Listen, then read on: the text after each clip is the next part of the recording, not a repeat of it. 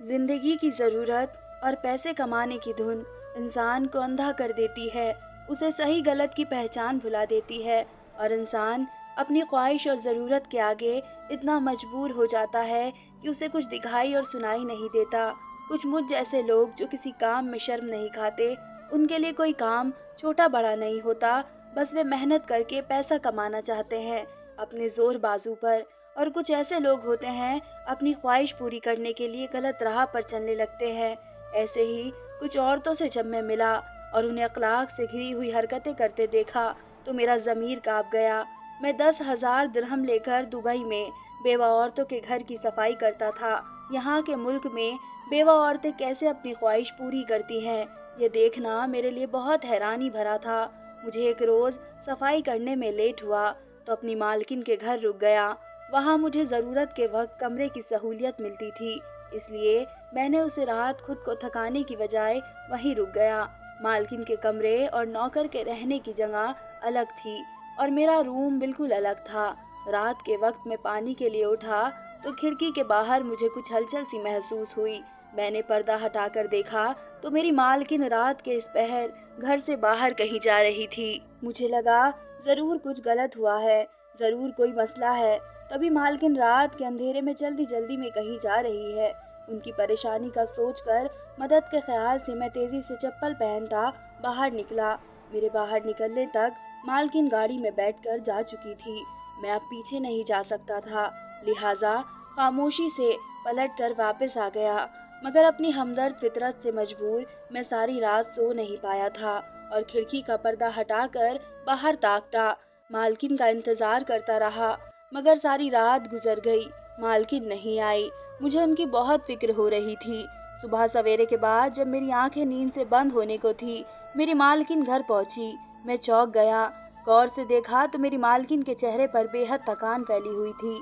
हुलिया भी उलझा बिखरा हुआ था और चाल में भी थकान दिखाई दे रही थी। मैं उलझ गया और फिक्रमंदी से अपनी मालकिन को देखता रहा, मगर कुछ बोल नहीं सकता था। तब तो मैंने उन्हें आराम करने दिया। मगर दिन हुआ और मालकिन नींद से उठी तो मैंने झिझक कर मालकिन से सवाल कर लिया और कहा, रात को वे कहाँ गई थी इतनी तेजी में। मैं चाहता था अगर उनको कोई परेशानी या मुश्किल है तो मैं उनकी मदद करूं। मेरे सवाल पर वह बुरी तरह घबरा गई और नजरें चुरा कर झूठ बोल दिया कि वह अपने किसी दोस्त के यहाँ गई थी। मैं जानता था वह साफ झूठ बोल रही थी। इससे पहले कि मैं कोई सवाल करता, वह गुस्से से बोली कि मैं अपने काम से काम रखूं और उनके मामलात में कोई दखलंदाजी ना करूं। मुझे मालकिन का रवैया देखकर सख्त मायूसी हुई। मैं तो उनकी मदद की खातिर पूछ रहा था, मालकिन उल्टा मुझ पर ही बरस रही थी। मैं तब तो उनके गुस्से पर खामोश हो गया, लेकिन मैं अंदर से ठिठक चुका था। मुझे कभी कोई ख्याल ही नहीं आया था कि वह क्या काम करती होगी। मुझे ये फिक्र थी कि वह अकेली औरत किस परेशानी में मुब्तला होगी। अगले रोज मैं फिर से इसी मालकिन के पास बहाने से रुक गया। आज मैं अपना इंतजाम भी करके आया था कि अगर वो घर से निकले तो उनका पीछा कर सकूं। जरूर ऐसा कुछ है, मालकिन को अकेली और तन्हा औरत समझकर कोई तंग करता होगा या कोई परेशानी होगी और मैं इस परेशानी में उन्हें अकेला नहीं छोड़ूंगा। भले मालकिन मुझे डांटे, मगर मैं उनकी मदद करने से पीछे नहीं हटूंगा। रात हुई तो मैं खिड़की का पर्दा हटाकर बाहर देखने लगा। मुझे मालूम नहीं था आज भी मालकिन बाहर जाएगी या नहीं। मामूल के मुताबिक रात के दूसरे पहर इसी तरह मेरी मालकिन घर से बाहर जाने लगी तो मैं भी खामोशी से जूते पहनता उनके पीछे निकल गया, ताकि मालकिन को मालूम ना हो कि मैं उनका पीछा कर रहा हूँ। उनकी गाड़ी किसी निहायत बड़े घर के सामने रुकी थी। मैं वह घर देखकर हैरान रह गया। वह कोई महल था जहाँ रोशनी और रौनक ने दिन का समा कर रखा था। इस महल की नुमाइश ही बताती थी कि लोग कितने पैसे वाले होंगे और मैं दिल में सोचने लगा, मेरी मालकिन का वहाँ क्या काम था। आखिर कुछ देर तक मैं बाहर खड़ा रहा इस इंतजार में कि मालकिन बाहर आएगी, मगर काफी देर हो गई, मालकिन नहीं आई और इतनी सर्दी में मुझसे खड़ा हुआ नहीं जा रहा था। वहाँ मेरा अंदर जाना मुमकिन नहीं था, इसलिए मैं खामोशी से पलट आया। सारी रात इस महल नुमा घर और मालकिन के बारे में सोच सोच कर मुझे नींद नहीं आ रही थी, मगर न जाने रात के कौन से पहर मेरी आंख लग गई। जब मैं नींद से उठा तो मालकिन घर पर मौजूद थी। मैं अपने रोजमर्रा के काम करता और इस दौरान भी मेरे जहन में रात वाली बात घूम रही थी, मगर इस बार मैंने मालकिन से कोई सवाल जवाब नहीं किया। अगर मैं कुछ पूछता तो वह मुझे उस दिन की तरह फिर डपट देती। मगर इस महल में जब मेरा इत्तेफाक से जाना हुआ, तब मैं उस महल को पहचान गया। ये तो वही महल था जहाँ मालकिन रात के अंधेरे में छुप कर आती थी। मैं खुश हो गया, इस बहाने मुझे अंदर जाने का मौका मिलेगा और मैं आज पता लगा कर रहूंगा कि अंदर चल क्या रहा है। जब मैं अंदर गया तो हैरान रह गया। महल जैसा बाहर से दिखता था, उससे कहीं ज्यादा खूबसूरत अंदर से था। मुझे पता चला वह किसी निहायत बड़े अमीर का आदमी का महल है। वहां जाकर मैंने अपनी दूसरी मालकिन को भी इस मालकिन के साथ देखा और वह जो कुछ वहां कर रही थी, मैं देख कर दंग रह गया। वह अपनी खुशी से वह सब कर रही थी जिसका तसव्वुर भी मुश्किल था। मैं सबको हैरत अंगेज नजरों से देखता रह गया था। मेरी जगह कोई और होता तो शायद वह सब देखकर ही उसकी हालत बिगड़ चुकी होती, या शायद हम अपनी औरतों को लेकर इतने ही फिक्रमंद होते हैं। हम कभी भी बर्दाश्त नहीं कर सकते कि हमारी औरतें इस तरह के काम करे। ये हमारी औरतों को गवारा नहीं होता। मेरा ताल्लुक एक गरीब घराने से था और इस वजह से मेरे घर के हालात बहुत खराबी की तरफ बढ़े। तो घर वालों की लाख कोशिश के बावजूद मैंने पढ़ाई छोड़ दी और काम की तलाश करने लगा। अगर मैं पढ़ता तो मेरे घर वालों को कौन खिलाता। मैं घर का बड़ा बेटा था। अब्बू को बहुत शौक था मुझे पढ़ाने का, मगर मैं मजबूर था। मुझसे अपने घर वालों की ऐसी हालत नहीं देखी जाती थी। मुझसे अपने घर वालों के तंग हालात देखना मुश्किल हो रहा था। ऐसे में मेरे बाप का दिन भर मजदूरी करके मेरी पढ़ाई का खर्चा पूरा करना मेरे लिए शर्मिंदगी की बात थी। मैं हर जगह काम ढूंढने के लिए निकला, मगर यहाँ पर बड़ी से बड़ी डिग्री वाले लोग बगैर जॉब के परेशान घूम रहे थे। ऐसे में बगैर पढ़ाई के मुझे कौन जॉब देता। तभी मुझे एक दोस्त ने मशवरा दिया कि दुबई चले जाओ, वहाँ पर कमाई के बहुत जरिए हैं। मगर अपने घर वालों को छोड़कर जाने का मेरा दिल नहीं करता था। मैंने यहीं पर ही काम ढूंढने की कोशिश की। मुझे कुछ दिन मजदूरी करनी पड़ी थी, लेकिन जब मैंने देखा इतनी मेहनत और मशक्कत करके भी पैसे बहुत कम हैं, तो मैंने बाहर के मुल्क जाने का सोचा। मुझे अंदाज़ा था कि बाहर के मुल्कों में हम जैसे मजदूर तबके लोगों के लिए काम कभी कभी ज़्यादा मेहनत तलब का होता है, मगर पैसे बेहतरीन मिलते हैं, जिसकी वजह से हम हर रवैया बर्दाश्त कर लेते हैं। मैं भी सब बर्दाश्त करने को तैयार हो चुका था और अपने जहन को हर काम के लिए तैयार कर चुका था। मेरे माँ बाप ने मेरी पढ़ाई के लिए जो पैसे जमा कर रखे थे, मैंने दिल पक्का करके वे पैसे अपने बाहर जाने में लगा दिए और अरब मुल्क की तरफ निकल गया। अरब मुल्क में ज़्यादातर लोग आराम परस्त होते हैं और उनके यहाँ काम जल्दी मिल जाता है, पैसा भी ज़्यादा मिलता है। मेरे बाहर जाने का सुनकर मेरे माँ बाप मुझसे नाराज़ होने लगे, मगर मैंने जैसे तैसे अपने माँ बाप को मना लिया और उनकी दुआएं लेकर रवाना हो गया। मुझे लगा था वहाँ पहुँचते ही मेरे लिए नौकरियों के ढेर लग जाएंगे, मगर मैं गलत था। वहां पहुंचकर मुझे पहले बचे हुए पैसों से अपना खाने पीने और ज़रूरत का सस्ता सा इंतजाम करना पड़ा और इस तंगी में मेरे कई दिन बर्बाद हो गए। मुझे कुछ जानने वाले मिले तो उनकी मदद से मैंने रहने का इंतजाम किया और काम ढूंढने लगा। पहले मुझे गाड़ियों की सफाई और डिलीवरी बॉय के काम मिले। मैं खामोशी से वह काम करने लगा। एक रोज मैंने किसी बेवा के घर डिलीवरी पहुंचाई तो उसने सवाल करते हुए मुझसे मेरे बारे में पूछा कि मैं कहाँ से आया हूँ और कब से काम कर रहा हूँ। मैंने उनको बताया कि मैं पाकिस्तान से ताल्लुक़ रखता हूँ और कुछ ही अरसा हुआ है काम करते हुए। न जाने क्यों वे बेवा औरत बार बार मुझे देख रही थी। इस रोज तो मैं चला गया, मगर हर रोज वह कुछ न कुछ ऑर्डर करती और मेरे हिस्से में वेरिया होने की वजह से मैं उनकी डिलीवरी लेकर पहुंच जाता था। उनकी तवज्जो अपनी चीज़ से ज़्यादा मुझ पर होती थी, जिसकी वजह से मैं अजीब सा महसूस करता। मुझे लगता कि वह मुझसे मिलने के लिए ही हर ज़रूरी और गैर ज़रूरी चीज़ ऑर्डर कर रही थी। मुझे अब डर भी लगने लगा था। न जाने किस मकसद के तहत वे ऑर्डर के बहाने मुझे रोज़ बुलाती हैं। मैं परेशान था कि कब अपना मकसद मेरे सामने लाएंगी।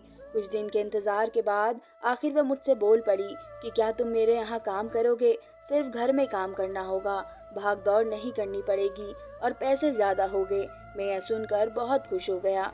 मुझे और क्या चाहिए था।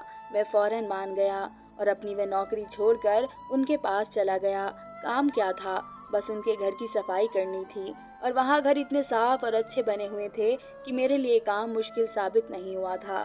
देखने में वो बहुत अमीर लग रही थी। अच्छा खाना पीना और पहनावा बेहतरीन होता था। जैसा कि अरब औरतों को जेवरात और महंगे लिबास का शौक होता है, कभी कभी उनकी शान शौकत देखकर मैं हैरान रह जाता था कि मैंने उन लोगों को काम करते तो नहीं देखा, फिर उनका गुजर बसर कैसे होता है। हालांकि बेवा होने के बाद ये अलग सी रहती थी। कोई उनका खर्चा नहीं उठाता था, ना कोई उनसे मिलने आता था। ये 5 से 7 औरतें थी जो सारी बेवा थी और एक साथ रहती थी, मगर सब अच्छी और नरम तबीयत की थी। उनके यहाँ काम करते हुए मुझे उनकी ही वजह से दूसरी बेवा औरतों के यहाँ भी काम मिलने लगा। मेरे दिमाग में एक चीज़ जो फांस की तरह अटकी थी कि आखिर मुझे काम देने की क्या वजह थी। मेरे जैसे और भी बहुत लड़के वहाँ काम कर रहे होते थे, मेहनती और खुश शक्ल भी थे, मगर उन्होंने मुझे ही क्यों चुना। और ये राज मुझ पर एक रोज़ खुल ही गया जब मेरी मालकिन अपने किसी दोस्त से मेरे बारे में बात कर रही थी कि वह लड़का बहुत तमीज़दार और शरीफ है। पहली नज़र में ही उसके लहजे ने मेरा दिल जीत लिया था। ये लड़का अपने काम से काम रखने वाला है, ये ज़्यादा खोज में नहीं पड़ता, जिसकी वजह से हमें आसानी होगी। हमें ऐसा ही लड़का चाहिए था जो हमारे काम में दखल अंदाजी ना करे। मैं अपनी तारीफ पर खुश हो गया और इस बात पर गौर ही नहीं किया कि आखिर उनके ऐसे कौन से राज थे जिसकी वजह से उन्हें मुझ जैसे काम से काम रखने वाले लड़के की ज़रूरत थी। मैं वाकई उनकी खोज में नहीं पड़ता था, ना ही कभी मैंने ये जानने की कोशिश की उनके पास इतना पैसा कहाँ से आता था, वह क्या काम करती थी। मगर कुछ दिन गुजरे तो मुझ पर उनकी कुछ ऐसी बातें खुली जो मेरे रोंगटे खड़े कर देने वाली थी। उनका कोई सहारा नहीं था, ऐसे में वह तन्हाई की सताई हुई औरतें अपनी ज़रूरत को पूरा करने के लिए वह रास्ते अपना चुकी थी जिनके बारे में शायद कोई सोच भी नहीं सकता था। अपनी मालकिन को उनके हाल पर छोड़ देने के कुछ दिन बाद मुझे एक जानने वाले के जरिए कोई काम मिला और जब मैं इस दोस्त के साथ काम की जगह पर पहुंचा तो मुझे अचानक याद आया वह वही महल था जिसमें मैंने अपनी मालकिन को जाते देखा था। हम अंदर गए तो पता चला वहाँ का मालिक निहायत बूढ़ा आदमी था और इतना अमीर था कि अपना वह हर काम पैसों से करवाता था। मैंने जब काम का पूछा तो जो काम मुझे बताया गया मुझे झटका लगा था। मेरी हालत ही बिगड़ने लगी थी। मैं गरीब और मजदूर बेशक था, मगर ऐसा काम करने का सोच भी नहीं सकता था। मैं बहुत गहरी सोच में घिरा हुआ था कि मैं जवाब नहीं दे पाया था और बेचैनी से वही टहल रहा था कि मैंने वहाँ अपनी उसी मालकिन को देखा। वह और मेरी दूसरी मालकिन भी वहाँ पर मौजूद थी। मुझे एकदम ख्याल आया कि आज मैं भी जान लूँ कि वह वहाँ क्यों आती थी। बूढ़े आदमी के पास हर वक्त रौनक लगी रहती थी और वह महफिलें सजाए रखता था। इसके मेहमान नवाजी में बहुत से अमीर मर्द इसके पास रुकते भी थे। मैंने अपनी मालकिनों को उन मेहमान अमीर लोगों के कमरों से निकलते घुसते देखा तो हैरान हो गया था। मैं अपना काम भुलाकर उनकी जासूसी पर लग गया और मैंने उन्हें उन कमरों में जो काम करते देखा तो मेरा वजूद कांप गया। बेहुदगी और मजबूरी की वजह से वे अपनी ख्वाहिशों को पूरा करने का ये रास्ता अपनाए हुए थी। मैं कभी सोच भी नहीं सकता था। मुझे उन पर तरस भी आ रहा था और अफसोस भी हो रहा था। इससे तो अच्छा था कि वे किसी पैसे वाले मर्द से शादी कर लेती और सुकून की जिंदगी गुजार लेती। मेरे दोस्त ने मुझसे सवाल किया तो मैंने साफ इनकार कर दिया। मैं अपनी मजबूरी में भी ऐसा काम करने का नहीं सोच सकता था। हालांकि पैसे इतने मिल रहे थे कि मैं आराम से अपनी पढ़ाई भी कर लेता और अपने माँ बाप को भी सुखी जिंदगी दे सकता था, मगर वह काम करना मेरी इज्जत को गवारा नहीं था। इस बूढ़े अमीर आदमी की अपनी जाती ज़रूरत के लिए मुझे रखा गया था। मुझे उसके बाथरूम जाने और वहाँ उसे साफ करने और धोने नहाने का काम दिया जा रहा था। मैं काम करने का सोच भी नहीं सकता था। मैं जानता था मैं इनकार कर रहा हूँ, मगर कोई और ये काम आराम से कर लेगा। पैसे के खातिर कौन किसी का ऐसा काम कर सकता है। अभी मैं जवान था, मुझे और काम भी मिल सकते थे जिनमें पैसा भी होता और इज्जत भी। मैं इस घुटन भरे महल से बाहर निकल आया और खामोशी से उन्हीं बेवा औरतों के घर सफाई का काम करता रहा और उस काम से ही पैसा जमा कर रहा था। मैं चाह कर भी उन बेवा औरतों की मदद नहीं कर सकता था।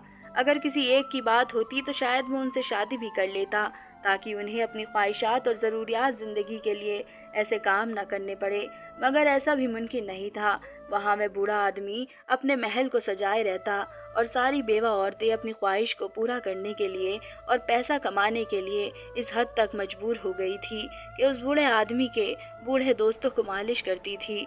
दरअसल ऐसी महफिल सजाई इसलिए जाती थी कि पैसा देकर खूबसूरत औरतों से मालिश करवाई जा सके। इस मालिश करने के उन औरतों को बहुत पैसे मिलते थे जिससे उनका गुजारा आसानी से हो जाता था और वे अपनी ज़रूरत के अलावा अपनी ऐश भरी ज़िंदगी भी पूरी कर लेती थी। ये औरतें बेसहारा थी। बेवा होने के बाद जब सब ने उन औरतों से मुंह मोड़ लिया तो ये लोग अपना पेट पालने के लिए इस हद तक चली गई कि बूढ़े आदमियों की मालिश करने पर मजबूर हो गई। मुझे उनको देखकर बहुत दुख होता था। ये सब करते हुए वह किस तकलीफ से गुजरती होगी और न जाने उन मर्दों की गंदी नज़रें कैसे बर्दाश्त करती होगी। वे अमीर लोग इतने बेशर्म हो गए थे कि उन बेवा बेसहारा औरतों की जिम्मेदारी नहीं उठा सकते थे, उन्हें सहारा नहीं दे सकते थे, मगर पैसे देकर अपनी ज़रूरत पूरी कर लेते थे। किसी को ऊपर वाले का डर नहीं रहा था। अगर एक औरत को तलाक मिलती है, अब वे बेवा हो जाती है, तो उसे घर से निकाल दिया जाता है। ऐसी औरतों के घर वाले भी उनसे हर रिश्ता तोड़ देते हैं और वे मजबूर हो जाती है, सड़कों पर आ जाती है और अपने पेट को पालने के लिए हर किसी का काम कर जाती है। मजबूरी उन्हें देखने नहीं देती कि क्या सही है क्या गलत है। ये हमारी दुनिया का बहुत बड़ा उसूल है। अगर उन औरतों को सहारा दिया जाए तो ये ऐसा काम करने पर मजबूर ना हो। मैं उनकी मदद करना चाहता था, मगर मैं तो खुद उनके घर एक मामूली सा नौकर था। मैं खुद उनसे पैसे लेता था, मैं कुछ नहीं कर सकता था, इसलिए चुपचाप वहाँ से चला आया। अपनी मालकिन को इस बात का पता नहीं होने दिया कि मैं सब जान गया हूँ। मैं उन्हें सब बताकर पूरी शर्मिंदा नहीं करना चाहता था, मगर शायद मालकिन जान गई थी कि मुझे सच पता चल गया है। इसलिए एक रोज़ मैं सफाई कर रहा था कि मेरी मालकिन ने मुझे बुलाया और अपने पास बिठाया और मुझसे कहा, अमन, मैं जानती हूँ तुम हमारा सच जान गए हो, मगर मुझसे कुछ कहा नहीं, ना ही पूछा कि मैं ऐसा क्यों करती हूँ। इतना तो तुम भी समझ ही गए होगे कि मजबूरी इंसान से क्या नहीं करवाती। मैं अपने शौहर के साथ बहुत खुश थी। वह मेरा बहुत ख्याल रखता था। उसके पास कोई प्रॉपर्टी वगैरह नहीं थी, बस जॉब थी। जॉब करके अच्छे खासे पैसे कमा लेता था और मैं उसी में भी खुश रहती थी। मगर एक रोज़ उसका एक्सीडेंट हो गया और वह पैरों से मोहताज हो गया और जॉब करने के भी काबिल नहीं रहा। हमारे घर के हालात बहुत ख़राब हो गए। मेरे पति की दवाई, डॉक्टर की फीस, खर्च और ज़्यादा बढ़ गया था और कमाने वाला कोई नहीं था। मैं बहुत परेशान रहने लगी थी। पति को भी अकेला छोड़कर नहीं जा सकती थी, क्योंकि इसकी जिम्मेदारी भी अब मेरे कंधों पर आ गई थी। कुछ लोगों ने हमदर्दी करके कुछ रकम दी। मेरे पति के जख्म कुछ ठीक हुए, मगर जब वह रकम भी ख़त्म होने को आई तो मुझे घर से निकलना ही पड़ा काम की तलाश में। मगर एक जवान खूबसूरत औरत को देखकर हर किसी की राल टपकती है। सब मुझे हैवान भरी नज़रों से ऊपर से नीचे तक देखते थे कि मैं कांप जाती थी। मैं बुर्का पहन कर जाती थी, फिर भी लोगों की नज़रें मेरा एक्स्ट्रा करती हुई महसूस होती थी। मैं बहुत शर्मिंदा हो जाती थी, मगर हालात ऐसे थे कि मैं घर में नहीं बैठ सकती थी। इस दौरान मुझे कुछ जगहों में काम पर रखा गया, मगर कुछ रोज़ काम करने के बाद सब मुझे परेशान करने लगते थे और मैं ज़रूरतमंद होने के बावजूद मजबूरन वो काम छोड़ देती थी। तब मुझे बहुत मेहनत तलब काम करने पड़ते थे, जिनकी वजह से मैं थक जाती थी। और जब घर आती तो पति के ना ख़त्म होने वाले काम, वे बाथरूम जाने के लिए भी मेरे मोहताज थे। अब मैं थकने लगी थी। पति को अगर कुछ बोलती तो बहुत गुस्सा करता था और कहता था, तुम बस मुझे छोड़ कर जाना चाहती हो क्योंकि मैं अपाहिज हो गया हूँ। मैं जब तक तुम्हें कमा कर देता था तुम खुश थी, अब जब तुम कमाने लगी तो एहसान जताती हो। पति की बातों से मुझे बहुत तकलीफ होती थी, मगर मैं जानती थी वह अपाहिज होने से चिड़चिड़ा हो गया है। उसे मोहताजगी की ज़िंदगी पसंद नहीं, इसलिए गुस्सा करता है। मगर मेरे पति को पता नहीं था, मर्द अगर काम करे तो उसके लिए इतने मसले नहीं होते, मगर औरत बाहर काम करे तो उसे बहुत सारे मसलों का सामना करना पड़ता है। सबकी बुरी नज़रें बर्दाश्त करनी पड़ती है। औरतों के लिए ये सब बहुत तकलीफ भरा होता है, मगर मैं पति को ये सब नहीं बोल सकती थी। मैं गाड़ियों के शोरूम में नौकरी कर रही थी। मेरा काम बस वहाँ सफाई करना था। तब एक दिन वहाँ ये बूढ़ा आदमी अपनी गाड़ी खरीदने आया तो इसकी नज़र मुझ पर पड़ी। इसे मैं अपने काम के लिए पसंद आ गई थी। वह बूढ़ा आदमी मुझे मिलता मुझे महसूस हुआ उसके पास बहुत पैसा है और बहुत बड़ा आदमी है, मगर मुझे भी अब पैसे की ज़रूरत थी। मुझे इसके घर में काम करने का मौका मिला तो मैं इसके घर काम करने लगी और रात को ये मुझसे अपनी मालिश करवाता था। मुझे बहुत रोना आता था, मगर मजबूरी इंसान से क्या नहीं करवाती। पति की तबीयत खराब होती जा रही थी। मेरा पति अपाहिज की वजह से इतना लाचार हो गया था कि बीमार रहने लगा और बिस्तर से लग गया था। मुझे उस पर बहुत तरस आता था। उसकी हालत खराब होते होते मौत का कारण बन गई और वह एक रोज़ निहायत खामोशी के साथ मर गया। पति की मौत से मैं टूट कर रह गई थी, मगर जब होश संभाला तो मालूम हुआ अब तो ज़िंदगी बहुत मुश्किल हो गई है। इसलिए मैंने ये काम नहीं छोड़ा, बल्कि अपनी जैसी दूसरी बेवा औरतें जो गलत काम भी नहीं करना चाहती थी, मगर सब ने उन्हें अकेला छोड़ दिया था। ऐसे में मैंने उन्हें इस काम के बारे में बताया और मजबूरन सभी इस काम के लिए राज़ी हो गए। तब से हम सब यही काम करते हैं, मगर दुनिया से छुप कर, क्योंकि दुनिया वाले हमारी मदद तो नहीं कर सकते, मगर हम पर नज़र ज़रूर रख सकते हैं। अगर हमारे घर वाले हमारी मदद करते तो आज इस जिल्लत का काम हम नहीं कर रहे होते, मगर अब भी अपनी इज्जत बचाने के लिए हम हर हद तक जाते हैं। मजबूर ज़रूर है, मगर ऊपर वाला गवाह है, हम कुछ गलत नहीं करते और ना ही अपने जिस्म की नुमाइश करते हैं, ना खुद को कभी किसी अमीर का निशाना बनने देते हैं। मुमकिन होता है खुद को छुपा कर रखते हैं। ये बातें करते हुए मालकिन रोती चली जा रही थी। उनका सारा चेहरा आंसुओं से भर गया था और उनकी तकलीफ और दर्द महसूस करके मैं भी अपने आंसू नहीं रोक पाया था और उनसे कहा कि मुझे माफ़ कर दे, मैंने आपको गलत समझा। हालांकि मैं जानता था कोई भी औरत अपनी खुशी से ऐसा काम नहीं कर सकती। मैंने उनकी हालत देखकर उनसे कहा, मैं बेशक एक मामूली सा नौकर हूँ, मगर इज्जत की जिंदगी दे सकता हूँ।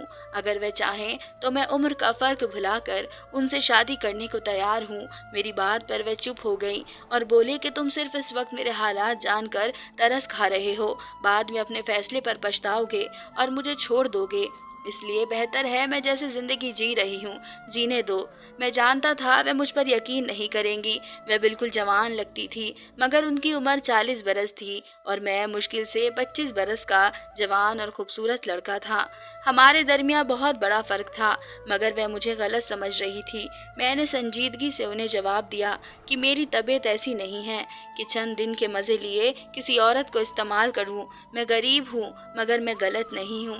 ये सच है कि मैं हमदर्द फितरत का मालिक हूं, मगर ये इतनी बुरी बात भी नहीं कि मुझे अपनी बीवी में यही खासियत चाहिए कि वह इज़्ज़तदार हो और वह हर किस्म के हालात में अपनी इज़्ज़त की हिफाजत करे। बाकी सबको मैं नहीं जानता, मगर वह ऐसी ही थी, मजबूर थी, मगर इज़्ज़तदार भी थी। मेरे यकीन दिलाने पर वो राज़ी हो गई। मैंने अपने माँ बाप को सब सच बताया तो वह भी मेरे लिए खुश हो गए और मैंने अपनी मालकिन से शादी कर ली। अब घर में रहकर अपना काम खुद करती है और मैं मेहनत करके कमाता हूँ।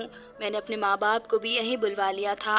वह मेरे माँ बाप की भी इज्जत करती है और अच्छी बीवी साबित हुई है। मुझे आज भी इस अमीर बूढ़े से नफरत है।